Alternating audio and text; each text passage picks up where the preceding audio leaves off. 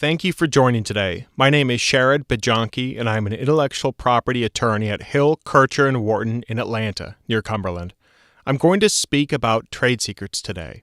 Every business should have a basic understanding of how to identify and protect the trade secrets that give them a competitive edge. Most companies have trade secrets, and they can be many things: a list of customers, a design specification, a pattern, a pricing list, or even a special device. Trade secrets are different than other forms of intellectual property. Unlike with copyrighted materials, trademarks, or patents, a trade secret is a secret because the public does not know about it. However, the public may use products derived from the secret. For example, the Coca-Cola formula is a trade secret. Probably the most important rule of protecting trade secrets is that the owner must take reasonable measures to keep the information secret. Internally, these reasonable measures typically take the form of employment and operations policies. In dealings outside the company, reasonable measures may be in the form of clauses in agreements with other companies and contractors.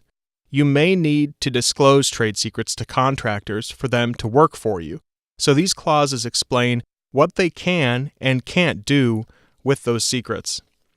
Many of these measures are intuitive to business owners, and many are commonplace in legal documents, but some are not so intuitive or not so commonplace. The precautions you need to take often depend on the value of the trade secrets. So measures to protect trade secrets are scalable. As your business grows, you may need to reevaluate whether your trade secret protections are in line with that growth. The risk is always that a trade secret will become known to your competitors or the public, and if that happens, you've lost your competitive edge or your moat. Internally, employee policies are the most common reasonable measures for trade secret protection. Such policies could include keeping trade secrets locked up when not in use or overnight, physically in an office, a desk, or a vault, marking trade secret documents with something like trade secret in all capitals or confidential, limiting access to documents. For example, not everyone needs access to your customer lists. Maybe only your sales folks need that information. Limiting access could be electronic on your company's network with certain password or share drive privileges. And finally, if you have a facility that's viewable to the public, for example, a brewery with tours, then you might train employees to stick to a script and avoid or close off certain areas. It's not uncommon that someone with expertise might be on a tour and might figure out what it is they're seeing. Just like all policies, they're only as good as they are documented and enforced. Much trade secret litigation revolves around a key employee leaving with trade secrets to work for a competitor or to open their own competing company. If that occurs, you can sue under federal or state law and in either federal or state court.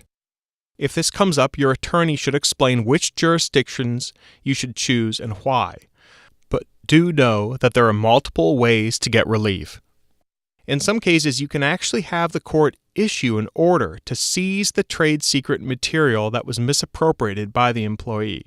For example, a flash drive taken by an employee on the last day of work. All the more reason to have identified and documented beforehand what trade secrets your business owns, much like taking photographs of your possessions for insurance repayment in case of a disaster. The new federal law provides an incentive for businesses to give whistleblower and retaliation immunity in contracts. The immunity protects individuals if they contact state or federal authorities about a possible violation of the law and, in order to disclose or explain the violation, end up disclosing a trade secret. Businesses don't have to put this immunity into contracts or employment agreements, but if they do provide whistleblower and retaliation immunity, then if at some point down the road the business needs to sue a renegade employee for misappropriation of a trade secret, that business will have a tangible benefit. You can receive from the court punitive damages and attorney's fees. If the employee isn't judgment-proof, this could be a big boon, so big that it could be the difference between aggressive enforcement of trade secret misappropriation and doing nothing when you suspect an employee has made off with confidential information. That's all for now, and thank you very much for tuning in. Again, this is Sherrod Bajonki, an IP attorney with Hill, Kircher & Wharton.